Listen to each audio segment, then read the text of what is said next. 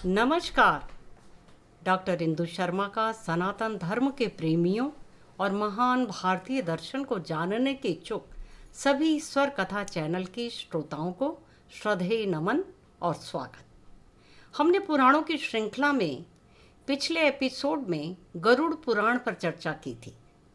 यह 18 महापुराणों की श्रृंखला में जो स्वर कथा के माध्यम से आपको प्रस्तुत किए गए उनमें से अंतिम था। आज हम एक नए विषय उपवास पर चर्चा आरंभ करेंगे। सभी सनातन धर्म के प्रेमियों से एक विनम्र निवेदन है कि यदि आपने स्वर कथा चैनल को सब्सक्राइब नहीं किया तो अवश्य कर दें, जिससे आपको सनातन धर्म से संबंधित यह जानकारी अविरल प्राप्त होती रहे और हम सबका प्रिय भारत फिर से विश्व का आध्यात्मिक गुरु का गौरव प्राप्त कर सके। जी हाँ, एक और निवेदन आप सभी श्रद्धेय श्रोताओं से, कृपया एपिसोड को अंत तक अवश्य देखें, जिससे आप हमारे महान ग्रंथों में जो स्वर कथा चैनल के माध्यम से दिए जा रहे हैं उनका पूर्ण लाभ आप उठा सकें। तो आइए चर्चा आरंभ करते हैं। उपवास। जी हाँ, उपवास, व्रत या फिर आंग्ल भाषा में फास्ट, यह शब्द शायद हम सब ने किसी न किसी समय सुना है और पढ़ा भी है। इस शब्द का प्रयोग धार्मिक कारणों से, स्वास्थ्य कारणों से अथवा राजनीतिक कारणों से प्राय किया जाता है। हजारों सालों से उपवास का अभ्यास किया जाता रहा है। श्रोताओं को सुनकर यह आश्चर्य होगा कि उपवास केवल मानव जाति तक सीमित नहीं है, बल्कि ये जानवरों और अन्य विभिन्न प्रजातियों में भी एक आम बात है। आखिरकार उपवास है क्या? उपवास वह शब्द है जो भोजन और पेय से स्वैच्छिक संयम की अवधि का वर्णन करता है और जो आमतौर पर शारीरिक रात भर के उपवास से भी अधिक लंबा होता है। उपवास दुनिया के अधिकांश धर्मों का एक हिस्सा है। सदियों और हमारे पूर्वजों की बुद्धिमत्ता पर संदेह नहीं किया जा सकता। लगभग सभी मुख्य धर्मों में उपवास करने पर बल दिया गया है। इसका कोई न कोई प्राणी जगत के कल्याण हेतु वास्तविकता तो अवश्य होगी। वास्तव में उपवास है क्या? लोग कुछ दिनों में केवल एक कुछ प्रकार के भोजन खाकर या एक निश्चित अवधि के लिए भोजन से परहेज करके उपवास करते हैं। समय सारणी के आधार पर उपवास को सुविधाजनक रूप से 3 श्रेणियों में विभक्त किया जा सकता है। वैकल्पिक अर्थात दिन उपवास, समय प्रतिबंधित भोजन और पूरे दिन का उपवास। समय प्रतिबंधित भोजन हर दिन एक ही खाने की दिनचर्या का पालन करता है। उपवास के कुछ घंटे 16 और 20 और शेष घंटे 4 से 6 भोजन के लिए हैं। पूरे दिन के उपवास में प्रति सप्ताह 1 से 2 दिन पूर्ण उपवास होता है। इससे पूर्व कि हम विभिन्न धर्मों में उपवास के विषय पर चर्चा जानने का प्रयत्न करें, उपवास का स्वास्थ्य पर क्या प्रभाव है इसे जान लेते हैं। उपवास वजन घटाने और स्वास्थ्य को बेहतर बनाने में मदद करता है। उपवास रक्त प्रवाह में कीटोनस जारी करके स्मृति और सीखने की कार्यक्षमता की रक्षा करता है।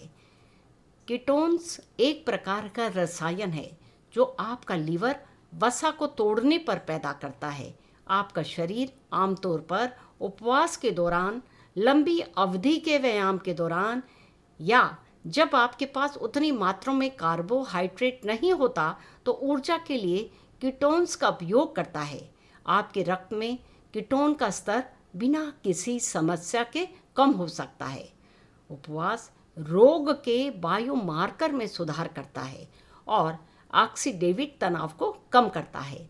बायोमार्कर रक्त शरीर के अन्य तरल पदार्थों या ऊतकों में पाया जाने वाला एक प्रकार का जैविक अणु है जो सामान्य या असामान्य प्रक्रिया या किसी स्थिति या बीमारी का संकेत करता है। बायोमार्कर का यह उपयोग देखने के लिए किया जा सकता है शरीर किसी भी बीमारी या स्थिति के इलाज के प्रति कितनी अच्छी प्रतिक्रिया देता है।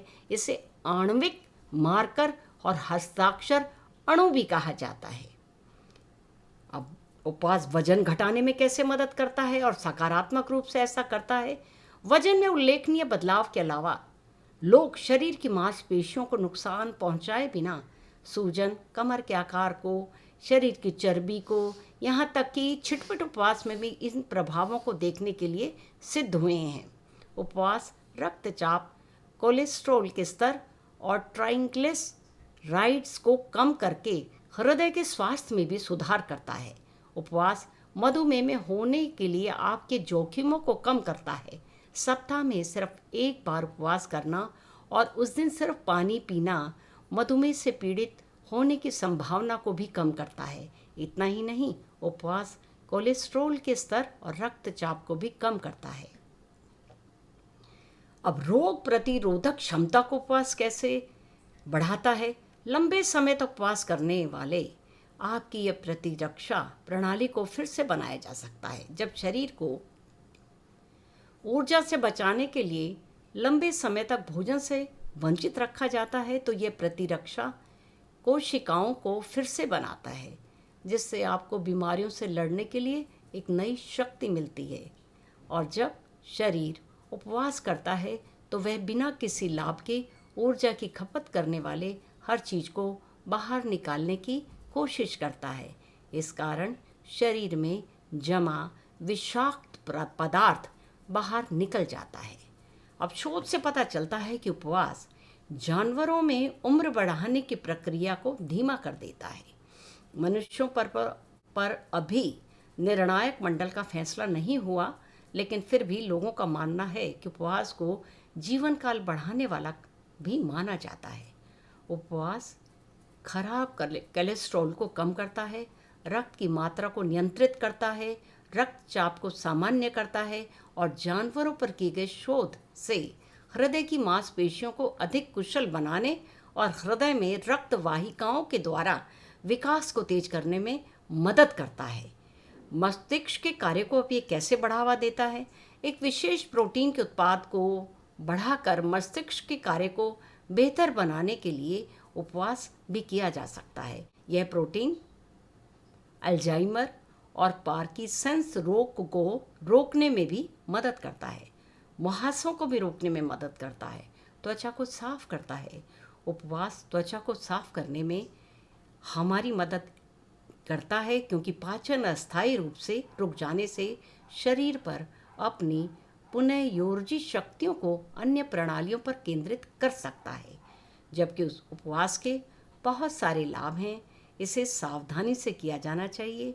मधुमेह से पीड़ित, उक्तचाप से पीड़ित लोग, गर्भवती महिलाएं और स्तनपान करने वाली माताओं को उपवास नहीं करना चाहिए। तो आज बस केवल इतना ही। अगले एपिसोड में उपवास के एक अन्य पहलू पर अवश्य चर्चा करेंगे। तब तक के लिए मुझे आज्ञा दीजिए। आप सभी का स्वर कथा चैनल से जुड़ने के लिए अतिशय धन्यवाद।